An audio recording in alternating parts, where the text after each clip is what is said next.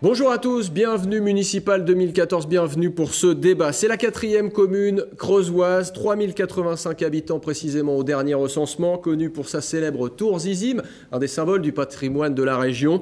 C'est Bourganeuf qui nous intéresse aujourd'hui. Michel Suchot, bonjour. Vous êtes exploitante agricole, présidente d'un organisme de gestion, conseillère régionale, vous êtes la candidate de l'alternance à droite et c'est la 2e fois que vous vous portez candidate. Jean-Pierre Jouot, bonjour. Vous dirigez Bourganeuf depuis 2001, vous êtes proviseur retraité. Vous êtes socialiste, vous avez été élu en 2008 au premier tour en raflant les 23 sièges de conseillers municipaux. Vous succédiez à Jean-Jacques Lozach la première fois et vous êtes candidat à votre propre succession. Christian Chaumette, bonjour. Vous êtes également, vous signez votre retour en politique, vous êtes candidat. Vous signez donc votre retour en politique sous l'étiquette d'Hiver Gauche car vous étiez adjoint entre 1995 et 2008. Les priorités des électeurs lors de ces élections municipales sont entre autres la fiscalité, les impôts, la sécurité, l'emploi, le développement économique, l'éducation ou encore les services. La première question est très simple. En une phrase, quelle est votre priorité pour Bourganeuf, Michel Suchot? Notre priorité pour Bourganeuf, c'est l'emploi. Aujourd'hui, l'emploi est au cœur de nos préoccupations. C'est le moteur de notre action dans le cadre de ces élections municipales. Jean-Pierre Jouot, la même question. Votre priorité? Eh bien, sur l'ensemble, comme le dernier mandat, nous avons mis en place un certain nombre d'outils et de contrats qui permettent de travailler en partenariat. C'est d'activer ces contrats justement pour résoudre certains problèmes d'emploi, certains problèmes économiques. Christian Chaumette. Emploi, démocratie participative, 1 euro dépensé est 1 euro utile. Et l'identité. Alors l'emploi, justement, on va en parler puisque c'est ce qui fait marcher une commune, hein, c'est ce qui intéresse les électeurs. Quel est votre projet pour dynamiser, par exemple, le centre-ville? L'emploi, c'est aussi le commerce. Comment dynamiser le centre-ville de Bourganeuf? Pour dynamiser le centre-ville de Bourganeuf, il faut de l'attractivité, il faut que la ville soit accueillante, il faut qu'elle soit agréable, il faut qu'il y ait des commerces qui vivent au quotidien. Et pour ça, nous dégagerons une énergie tout à fait adaptée à la dimension du problème, parce que d'abord, nous organiserons une cellule opportunité qui réunira, opportunité emploi, qui réunira tous les acteurs concernés par ce grave problème sur Bourganeuf. Des acteurs qui aujourd'hui ne se parlent pas forcément et qui demain en se parlant pourront des fois échanger et envisager des mutualisations et trouver ainsi des moyens pour combattre cette difficulté du moment. Christian Chaumette, aujourd'hui le commerce à Bourganeuf n'est pas suffisamment mis en avant, n'est pas suffisamment soutenu? Dans notre projet, nous avons prévu une charte de ville que nous comptons mettre en place avec les partenaires que peut être l'association des commerçants et les riverains aussi. Et je pense qu'au-delà, il faut arriver aussi à dégager une saison estivale parce qu'on vit quand même de tourisme et je crois que la saison estivale, il n'y en a pas. Et je crois qu'il est important de mettre ça en place. On a un site magnifique qu'il faut aussi mettre en valeur et je pense qu'en travaillant sur le centre-ville, on peut avoir des actions économiques, touristiques et culturelles. Alors, Jean-Pierre Jouot, là, vous êtes directement mis en cause sur votre bilan. Pas de saison estivale, un centre-ville pas assez dynamique? Alors, sur les actions qu'évoquent ces messieurs-dames, je veux dire, nous avons déjà attaqué avec la Chambre de commerce et la Chambre d'agriculture, d'ailleurs, ainsi que la Chambre des métiers, pour voir avec les spécialistes quelles sont les études qu'on pouvait mettre en place pour pouvoir arriver. Le problème commercial n'est pas spécifique à Bourganeuf. C'est vrai qu'à Bourganeuf, il pose un certain nombre de problèmes, comme on est une petite ville. Comme je le dis souvent, une ville sans commerce, c'est pas vraiment une ville, donc on fera tout, j'allais dire, pour.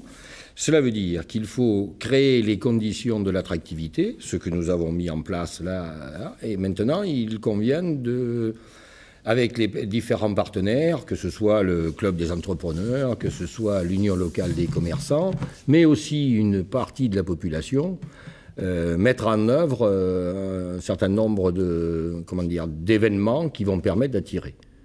Sauf qu'à partir du moment où on attire les gens, il faut que non seulement la municipalité soit prête, mais que l'ensemble de la population, et en particulier les personnes accueilleuses, en particulier je pense aux restaurants, soient prêtes à accueillir. Donc nous avons commencé à créer une série d'événements comme le Tour de Limousin, comme le Rallye du Limousin, il y a l'enjambée, et arriver à créer un calendrier permanent. Alors, l'économie, ce sont aussi les entreprises. Bourganeuf est au cœur d'une économie, c'est celle du bois, une économie très spécifique en Limousin. Comment fait-on pour attirer des entreprises, pour créer des emplois? Il y a des zones artisanales à Bourganeuf, 2. Une est pleine, l'autre, il faut encore la remplir. Quelles sont les mesures que vous avez mises en place pour attirer les entreprises? Alors, nous sommes pour parler sur la deuxième zone, c'est-à-dire la zone de l'Angladur, nous sommes en pourparlers avec 5 entreprises. Je dois encore rencontrer une très bientôt, là, début février. Les entreprises, pour l'instant, avant de s'installer, attendent un peu, que le vent passe, sachant que dans le domaine du bois en particulier, nous avons affaire à des investissements qui sont très lourds au départ. Donc les gens prennent des précautions qui sont utiles par rapport à ça. Bon, nous avons bon espoir, la première zone fonctionne bien, nous avons bon espoir que se concrétisent ces différents projets-là, mais tout ne nous appartient pas. Et puis nous avons d'ores et déjà des entreprises qui fonctionnent bien et qui sont déjà installées sur Bourganeuf, que nous accompagnons, avec lesquelles nous travaillons. Christian Chaumette, est-ce que Bourganeuf est aujourd'hui suffisamment attractive pour les entreprises? Je pense qu'il faut quand même un projet de territoire, et j'espère que pour ce qui est du zonage AFR, dont nous ne bénéficions pas. Et peut-être préciser ce qu'est le zonage AFR. Aide à finalité régionale, donc c'est un surplus de 15% qui vient comme subvention. Et c'est vrai que jusqu'à maintenant, on en était exempt. La 145 on était pourvu, mais la départementale 941, on n'a pas pourvu. Entre autres, la route, on peut considérer la route du bois qui passe par Bourganeuf. Et je crois qu'il est important, et c'est en attente, ça va être voté prochainement, qu'on puisse bénéficier aussi de ces avantages. Parce qu'il y a quand même du lobbying, et quand vous êtes quelque part, et quand on vous propose 15% de plus d'avantages, je pense que là, on est un petit peu écarté par rapport. Michel Suchot, vous prévoyez aussi des mesures pour rendre le territoire plus attractif? Bien sûr, de toute façon, c'est notre seule survie, s'il faut rendre le territoire attractif. Mais l'attractivité, je ne vous apprendrai rien en ne vous disant pas que ça s'achète en tête de gondole au supermarché. Il faut aller la chercher, il faut la créer, cette attractivité. Donc c'est en accueillant les gens qui sont sur le point de venir s'installer, ceux qui sont déjà installés, confortant leurs installations. Et puis au niveau de la transformation du bois, c'est vrai qu'aujourd'hui, on a des très belles structures qui fonctionnent bien à Bourganeuf, mais qui souffrent quand même pas mal et qui exportent, je dirais, un petit peu trop leur blé en herbe, si je peux me permettre cette expression un peu agricole. Ça veut dire qu'on n'a pas trop finalisé le produit. Alors, pour attirer des entreprises, il faut investir. Et investir, ça n'est pas facile quand on a peu d'argent, encore moins quand on est endetté. Bourganeuf est endetté. Le remboursement de la dette de Bourganeuf, c'est environ 500 000 € par an. Jean-Pierre Jouot, vous avez augmenté les impôts la première année de votre mandat, plus 3,9%. Est-ce que vous prévoyez d'augmenter les impôts si vous êtes réélu? Il faut savoir bien préciser d'abord de quoi on parle. La dette, Bourganeuf a des dettes, elle a des crédits qu'elle rembourse, puisque ce que l'on économise sur le fonctionnement du budget nous permet de couvrir la dette et nos déficits. On dépense mieux. On rembourse ce que l'on doit, comme n'importe qui chez lui. Alors ensuite, ça n'a rien à voir, avec les impôts. 1% d'impôt sur Bourganeuf, ça rapporte à peu près 10 000 €. Ça fait 4 € par habitant. C'est pas avec ça, si vous voulez, qu'on va payer des structures qui dépassent le million d'euros. Donc, c'est pas... Les impôts locaux, ils servent au fonctionnement général de la ville. Si vous voulez, ils ne servent pas aux investissements. Les investissements, ce sont des aides, des subventions, des partenariats que l'on met en place sur les aides diverses qui peuvent avoir lieu. Monsieur Chaumette a parlé tout à l'heure des zones AFR. Les zones AFR ne dépendent pas de nous, donc nous avons fait tout ce qui est dans notre mesure pour signaler la problématique. Après, ce sont les lois, les lois qui s'appliquent et l'attractivité, le système de relations qu'on peut mettre avec les gens. Mais c'est pas la dette qui peut empêcher de faire venir des entreprises, au contraire. Alors Christian Chaumette, vous préconisez 1 € dépensé, 1 € utile, ça veut dire que vous n'augmenterez pas les impôts si vous êtes élu? Très peu. Parce que... Ça veut dire que vous les augmenterez? Oui, mais enfin, vous savez, 3,9, 1, 0,9, 0,9, 0... oui, je pense qu'il faut l'indexer sur quelque chose, sur l'augmentation du SMIC ou des choses comme ça, mais on ne peut pas indéfiniment augmenter les impôts. À l'heure actuelle, on est quand même les nouvelles lois de baisse du quotient familial vont entraîner quand même des gens qui n'étaient pas imposables vont devenir imposables. la TVA a augmenté. On est dans un contexte économique localement où le revenu moyen par ménage est de 1 600 €. On ne peut pas augmenter indéfiniment. Hein. On arrive à une marge d'autofinancement qui couvre le crédit, l'emprunt. Voilà, c'est tout. Donc maintenant, quand on fait quelque chose, on est obligé d'emprunter. Et je crois que les gens de Bourganeuf, ils ne peuvent plus. Hein. On a des structures qui sont intercommunales, dont on a la compétence, comme la maison de l'enfant, et à ce moment-là, qui sont utilisées par d'autres communes. Et je pense qu'il peut y avoir une pluricommunalité sans perdre la compétence sur des structures comme ça.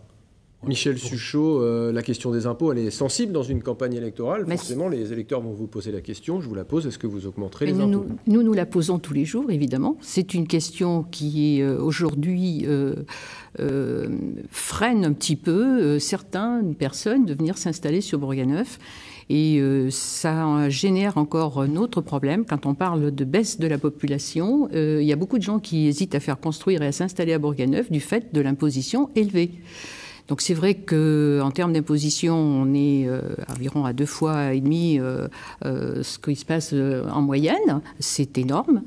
Au niveau taxe d'habitation, taxe foncière, on est à la 1000e place environ au niveau national sur les 33 700 et quelques communes.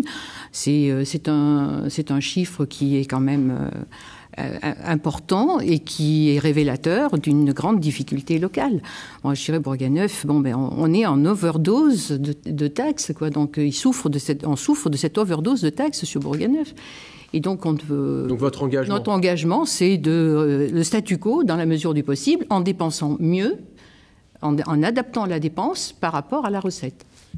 Alors, je peux me permettre, qu'est-ce que vous appelez adapter la dépense à la recette ? Eh bien, adapter la dépense, c'est-à-dire qu'on ne va pas tout changer du jour au lendemain, mais qu'on va trouver des pistes pour alléger la charge fiscale qui incombe aux familles et aux entreprises locales. Oui, alors c'est pas tout à fait comme ça. Je veux dire, vous avez des dépenses obligatoires.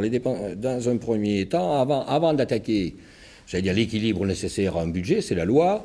Vous avez une phase dans le budget de fonctionnement entre les dépenses obligatoires et les recettes obligatoires. Les dépenses obligatoires, en gros, sont les taxes et les impôts que paye la commune. Ce sont les frais de personnel et le fonctionnement général de la commune. De l'autre côté, il vous faut donc des recettes obligatoires, c'est-à-dire les vôtres propres, qui en gros sont les dotations d'un côté et les impôts de l'autre. Oui. Bien. Les impôts locaux représentent à peine 40% des recettes municipales. C'est donc que l'argent vient aussi d'ailleurs. Vous avez 64% des foyers qui sont non imposables sur Bourganeuf. Donc et moi je suis tout à fait d'accord sur le principe d'un euro utile, mais c'est tout à fait ce que nous avons mené à bien, puisque vous avez une dette qui est en train de diminuer, et des impôts qui pratiquement n'augmentent pas, puisque 1% d'impôt, je le rappelle, ça fait à peu près 4 euros par personne. Christian Chaumette, vous êtes d'accord avec ce... Non, j'ai pas l'impression que la dette est augmentée. On est toujours à l'emprunt. J'ai regardé les derniers chiffres des budgets. La dette, elle est de 500 000 €, quoi. Oui, absolument. Tout le temps. 500 000 €. Tout le temps, et sur les intérêts, parce que les intérêts viennent en dépenses de fonctionnement. Oui, bien sûr. Mais là, on est sur 14 ans. Et on diminue petit à petit. Là, on a renégocié nos prêts, on va gagner 250 000 € qui vont se répartir, bien évidemment. On n'a pas voulu, on aurait pu alléger en allongeant la procédure, mais on n'a pas voulu obérer de la situation future. Oui, mais Oui, l'argent vient d'ailleurs, disiez-vous tout à l'heure, Monsieur Jouot. Effectivement, l'argent vient d'ailleurs, mais dans la mesure où la population diminue sur Bourganeuf, on se trouve bien aujourd'hui dans une... Ben si, quand même. Si. Quand même, on est quand même, attendez. Moins 150 habitants depuis 2006. Oui, depuis 2000, oui. Bon, et les perspectives ne sont pas très belles quand on voit tout ce qu'il y a à louer actuellement et à vendre dans le cœur de Bourganeuf. Vous en conviendrez. Moi, je pense qu'il y a des moyens de rendre cette ville beaucoup plus attractive. Donc, il faut se poser les questions, il faut se remettre en cause.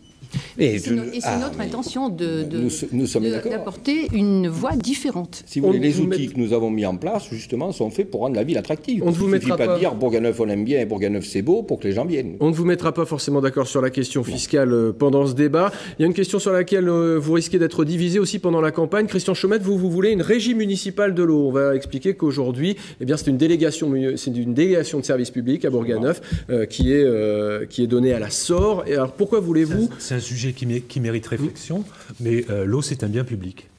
Donc, je ne vois pas pourquoi c'était en gestion municipale il y a quelques années, c'est passé à la sorte. Je ne vois pas pourquoi la municipalité, on n'aurait pas une régie municipale des eaux. Ça va coûter cher. Ailleurs, on verra, on va l'étudier. On ne dit pas qu'on va le faire, mais c'est une piste. Voilà. Pourquoi, à votre avis, ça fonctionnerait mieux si c'était une régie municipale ? Je pense que quand c'est une régie municipale, quand on a la manette, on peut sensibiliser les gens, on peut les informer. La commune peut aussi faire des économies, on a des compteurs partout, ne serait-ce qu'un compteur, et on peut sensibiliser les gens et avoir une vraie politique d'économie pour les foyers au niveau de l'eau. Parce que tant que c'est privé, on vous pousse à la consommation, c'est évident. On ne va pas vous dire, attention... Michel Suchot, rapidement, cette question de l'eau. Moi, je n'ai pas d'a priori. Le service que nous rend la SOR donne satisfaction. Les coûts sont dans la moyenne de ce qui se pratique. Bon, bien sûr, on peut toujours philosopher sur... C'est une piste. On peut toujours philosopher sur de savoir si l'eau est un bien public ou pas. Mais bon, là, je pense que la SOR remplit sa mission. Bon, ça me convient. Jean-Pierre Jouot, sur la question de l'eau, oui, quand même. Non, attendez. Pourquoi c'est passé en délégation de service public? C'est passé en délégation de service public parce qu'à l'heure actuelle, avec les nouvelles normes de protection de l'eau, parce que l'eau, il faut bien comprendre que c'est un bien public, certes, mais c'est aussi un service au quotidien, 7 jours sur 7, 24 heures sur 24 et tout le temps. Ça représente à peu près un minimum de, disons, 12 métiers différents pour faire. Si c'est un régie, ça veut dire que tous ces personnels-là sont des municipaux. Alors, ou bien ils sont Pas obligés. Ou bien ils sont extrêmement... Il y a le syndicat des monarques. Tu peux aussi... Ah non, mais attends. Vous pouvez aussi travailler ou bien avec ils eux. Certes, on peut mutualiser les choses. Non, il faut pas dire Non. Je ne dis pas n'importe quoi. Enfin, du moins, c'est pas la réputation que j'ai. Sur Bourganeuf, si vous voulez, s'il n'y a que la commune de Bourganeuf, et c'est pour ça que c'est comme ça. Donc, nous avons des tarifs de gestion de l'eau. Non seulement le service est rendu, comme le soulignait Mme Suchot. Donc vous ne souhaitez pas changer rapidement, parce que vous avez beaucoup plus très vite parlé que les autres intervenants. Très vite. Nous avons de l'eau qui est en gros à 2,65 € au lieu de 3,29 ou 3,50 par exemple sur le Limousin. Donc ce sont des tarifs tout à fait corrects.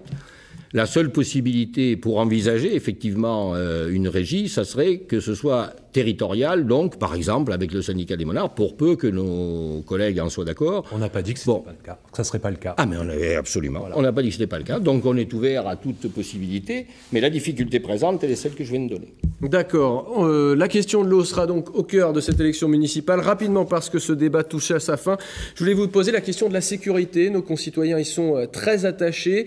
Bourganeuf, comme beaucoup de villes du Limousin, à faire face à l'augmentation, en tout cas à des événements, cambriolages qui se multiplient. Est-ce que, durant votre mandat, vous vous poserez la question, comme beaucoup de communes en Limousin, de la vidéosurveillance?